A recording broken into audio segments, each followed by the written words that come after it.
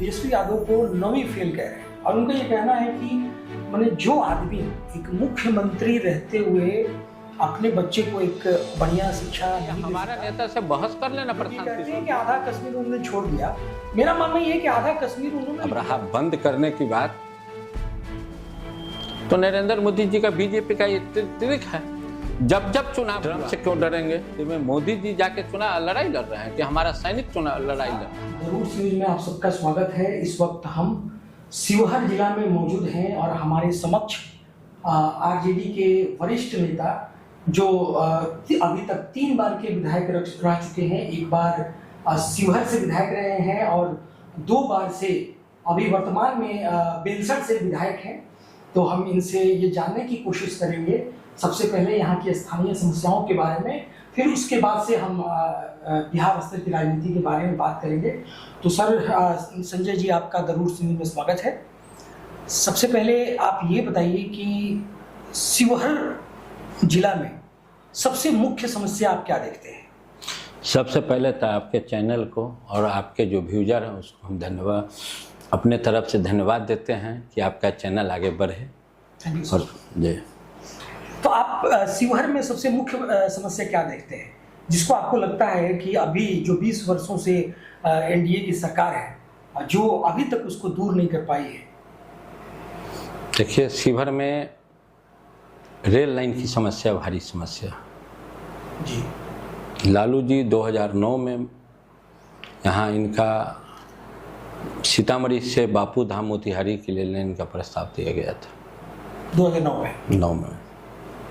उसके बाद भी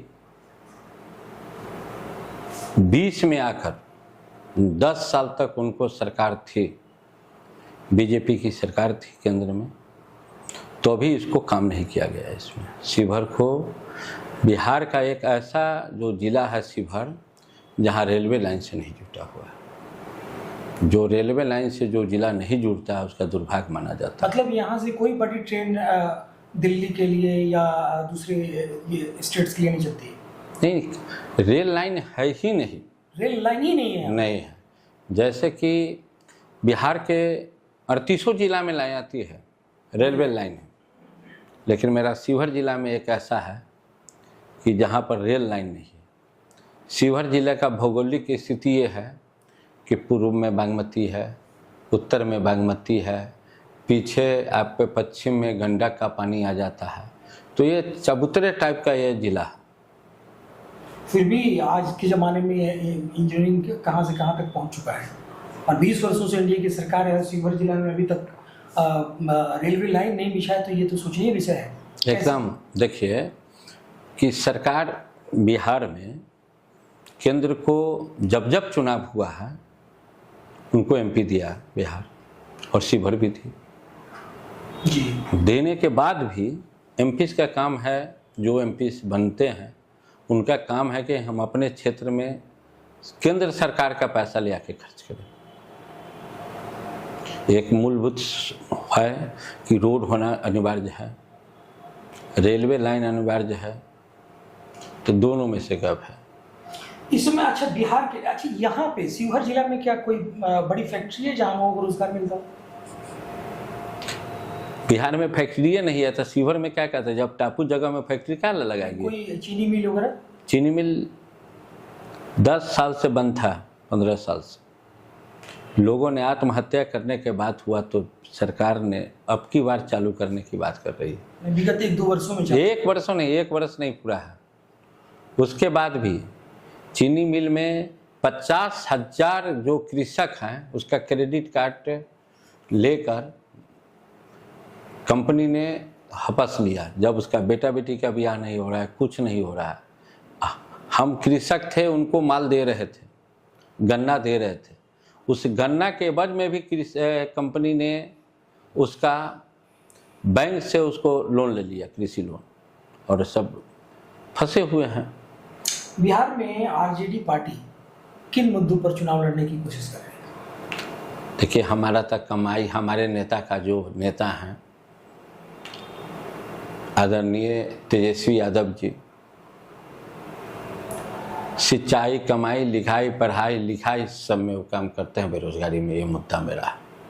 सुशासन की बात है, उसमें मुद्दा है मेरा। क्राइम, करप्शन और कम्युनलिज्म, नीतीश कुमार जब शुरुआत में आए थे तो वो कहते थे कि इन ट्रिपल सी पे कोई कंप्रोमाइज़ नहीं होगा। आज इस समय आप 2025 में क्या पाते हैं? क्या इन तीनों ट्रिपल सी में, क्राइम, करप्शन और कम्युनलिज्म में कहीं समझौता हुआ है? क्या स्थिति है? जब नीतीश जी पहली बार आए थे 5 से 10 तक, तो वो मुख्यमंत्री थे। 5 से 10 तक जी, मुख्यमंत्री का जो दायित्व था वो निभा रहे थे। इसलिए निभा रहे थे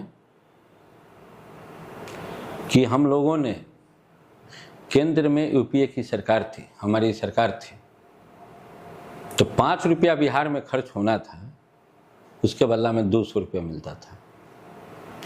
4 में बिहार का प्लान बना राबड़ी जी की सरकार में, 2004 में। 4 में, और केंद्र को दिया गया।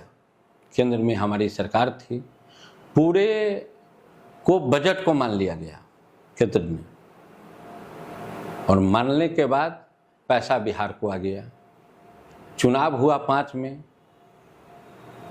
हमारी सरकार नहीं बनी, नीतीश जी की सरकार बन गई। बनने के बाद जो पैसा है तो खर्च हो रहा है, खर्च भी नहीं हुआ। आप उसका गजट देख लीजिएगा, 5 से और 10 के बीच में जो पैसा आया उसका 50% खर्चा नहीं।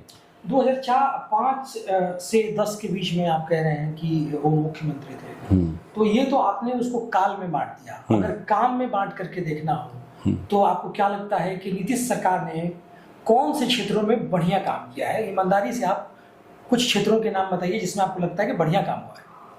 एक बात कुछ बताते हैं, एक ग्राम में कोई आदमी, मुखिया जी जीतते हैं, वार्ड मेंबर जीतते हैं, तो उसको एस्टिमेट पास करने में कितना दिन लगता है?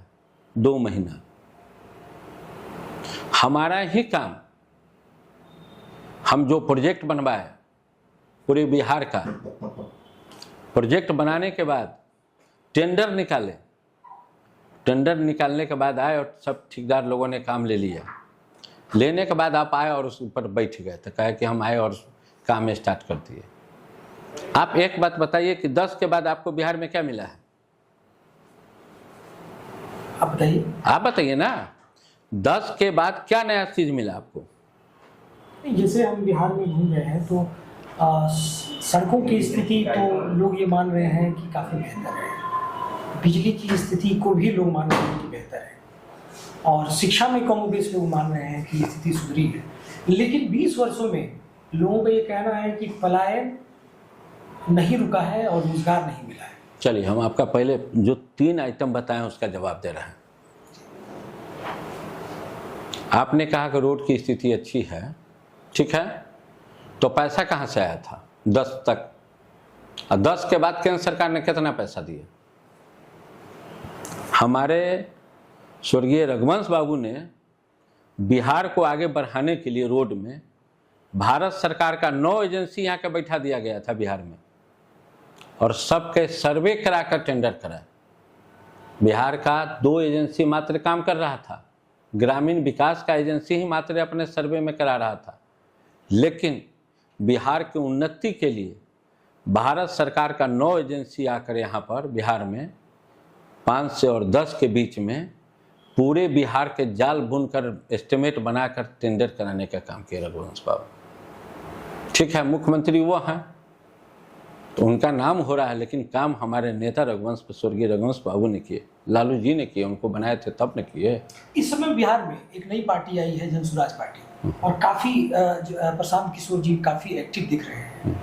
कांग्रेस पार्टी भी काफ़ी एक्टिव दिख रही है, और इधर चिराग पासवान भी कभी प्रशांत किशोर के समर्थन में बात कर रहे हैं, कभी तेजस्वी के किसी पोस्ट पे समर्थन दे रहे हैं।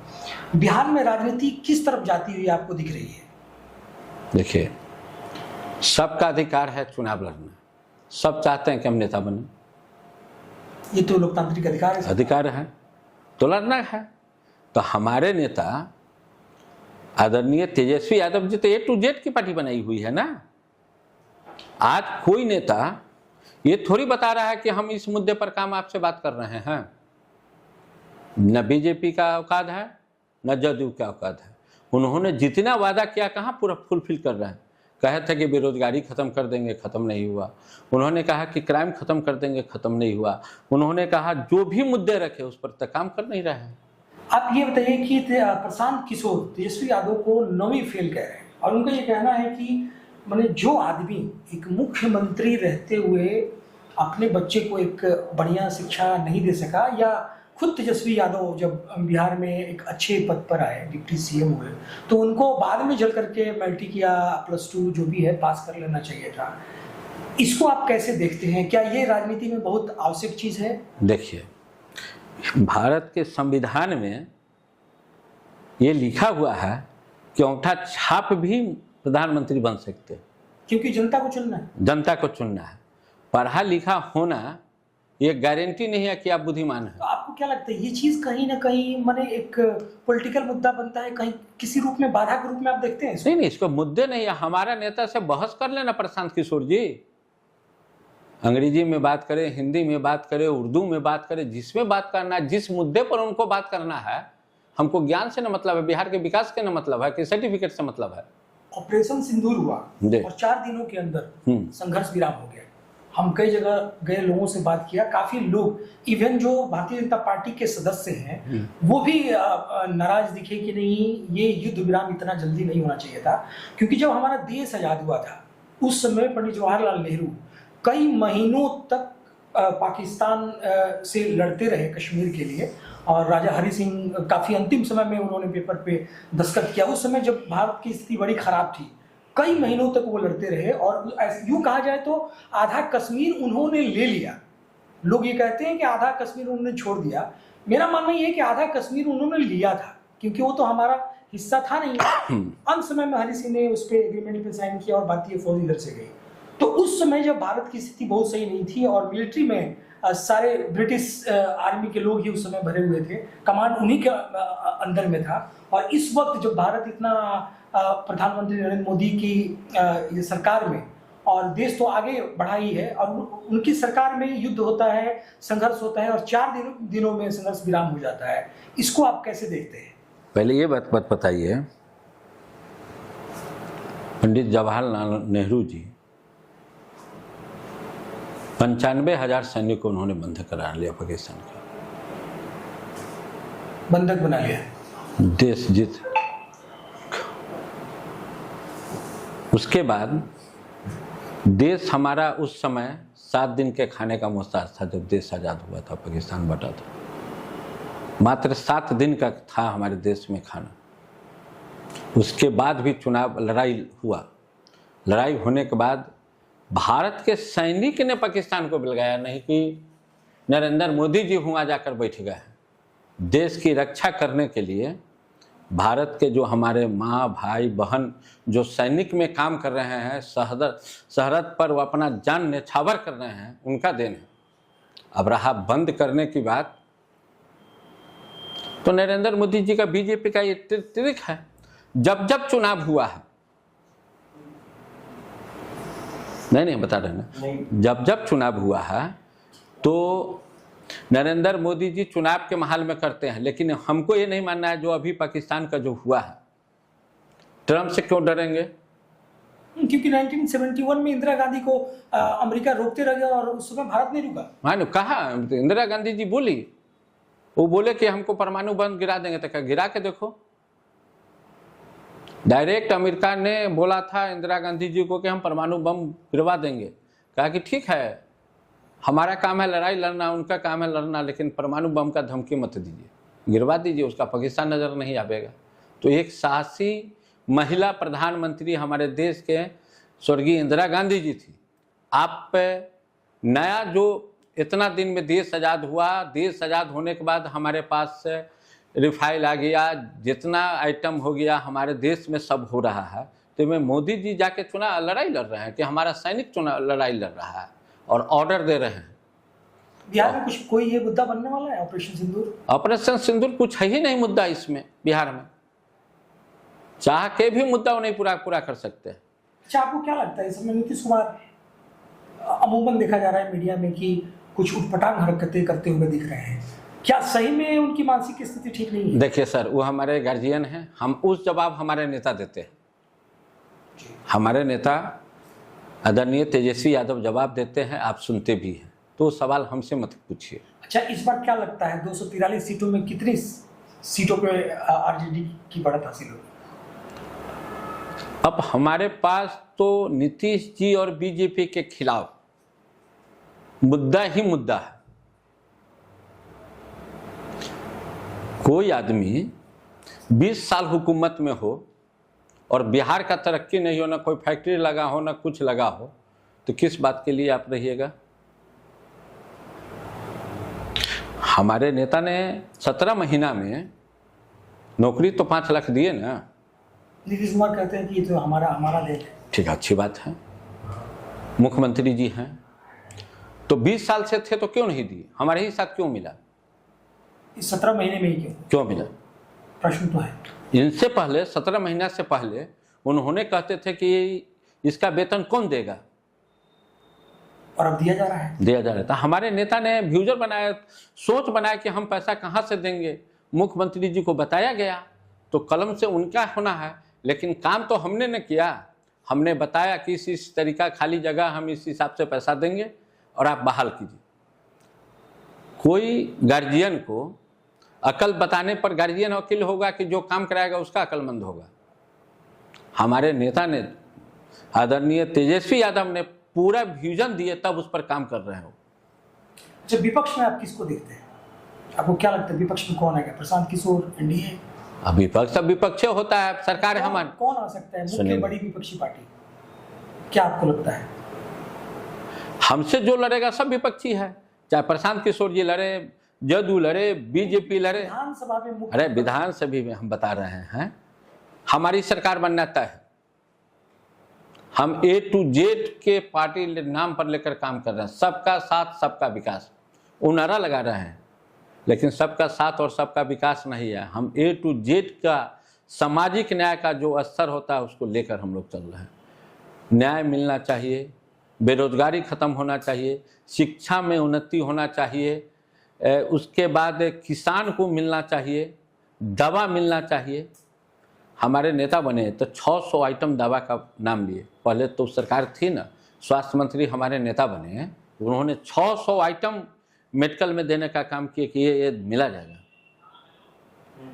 अभी एक आरजेडी में लालू जी की पार्टी में श्री तेज प्रताप यादव जी ने एक ट्वीट किया था, उसको लेकर के आपकी क्या राय है कि जो उनके खिलाफ माननीय लालू प्रसाद यादव जी ने जो एक्शन लिया, क्या वो उचित था या उनके खिलाफ कुछ षड्यंत्र हुआ है इस चुनाव के समय में? देखिए, हमारे नेता हैं, राष्ट्रीय अध्यक्ष हैं लालू जी, पहले देश तब बेटा, पहले देश, पूरे राष्ट्रीय अध्यक्ष हैं, उन्होंने उस हिसाब से किए। अब रहा बेटा के बाद, तो बेटा ने जवाब दिया है उनका कि कोई बात नहीं है, हम आपके साथ हैं। तेज प्रताप जी ने ट्वीट लिखे हैं ना, हम कृष्ण हैं, तुम अर्जुन के साथ रहेंगे, परमानेंट रहेंगे। हाँ, उसके बाद उन्होंने ट्वीट किया तो इस बार आपका मानना है कि आपकी सरकार आ रही है? 200%। चलिए सर, द रूट्स न्यूज़ से बात करने के लिए आपका बहुत बहुत धन्यवाद।